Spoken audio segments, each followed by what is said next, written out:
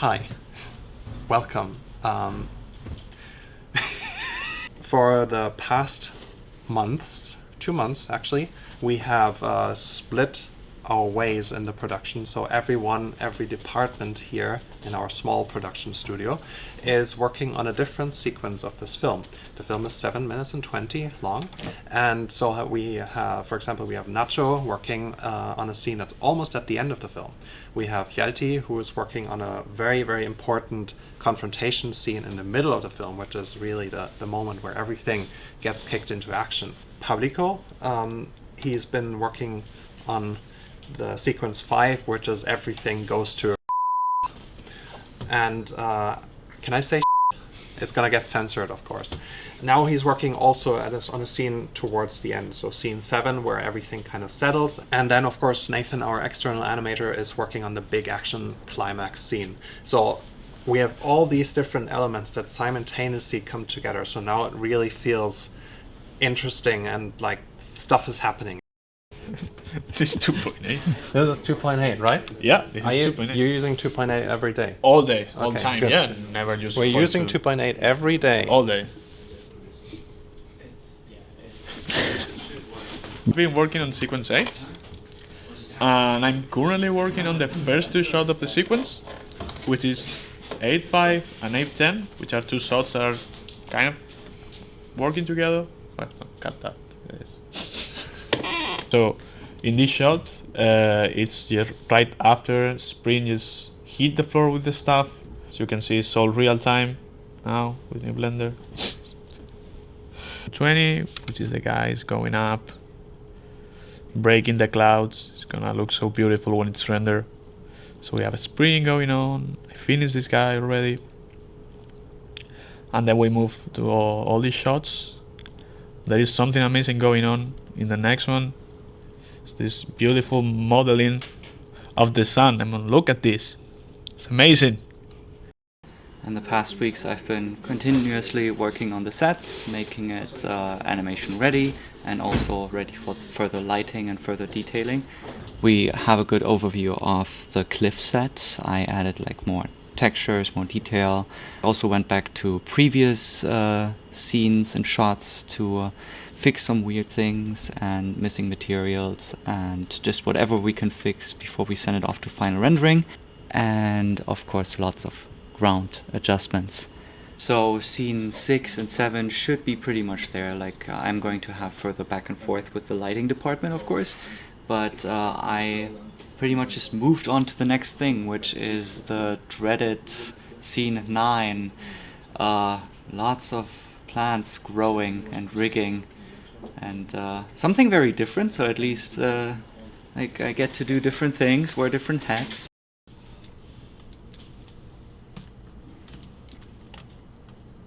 I just started to work on the new sequence of the movie. It's the sequence when Spring gain control again over all the stuff and the chime and over all the alphas. Some shots of her just looking to the stuff and realizing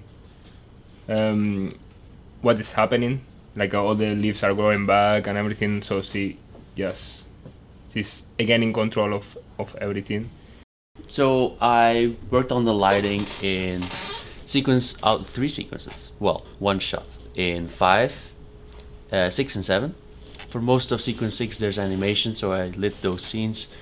Kept tweaking them because of what Andy wanted and because of what he didn't want. Also started sequence 7, which is like the first shots in which Spring calms down the alpha by plugging the chime back into the stuff. Can I spoil this? So I made a little contact sheet of the whole sequence to, you know, like spot the differences and stuff and iron out what's wrong between them. This is for when the dog is running down the riverbed chasing the chime. And there's like all this stuff lying about on the floor. He runs through it. Things pop around, explode. Less than this, but for now this is what I have.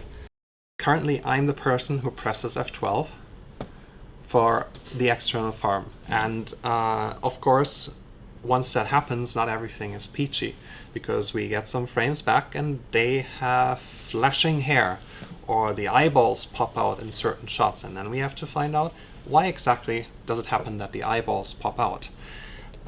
So there's a lot of debugging involved, and I'm more specifically, I'm working on finishing all the elements that are needed to bring a shot together.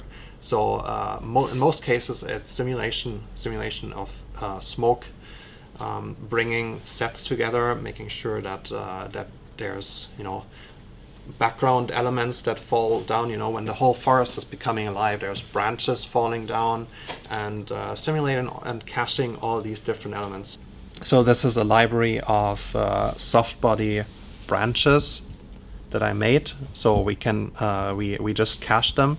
We put them into alembic caches, and then we put them into shots in the background, just to have some more variety. You know, like the whole forest is becoming alive, and all these animals walk around and knock over branches and trees, and the branches fall down, and these are just the background elements. You have this funny thing that happens during a simulation. So you have this really solemn and serious scene, this confrontation between this gigantic, enormous, godlike creature and our main character. And then something happens here that I will not put any sound effect under, but it looks like a certain bodily function is just being executed in that frame, and that's not very good. You're saying that. I'm not saying it. No, I'm not saying it.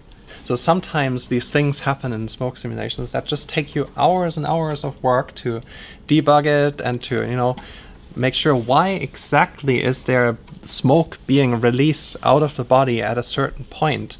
And then you spend a couple of days trying to bake the simulation again and again and again and find out, what is this? Why is this happening?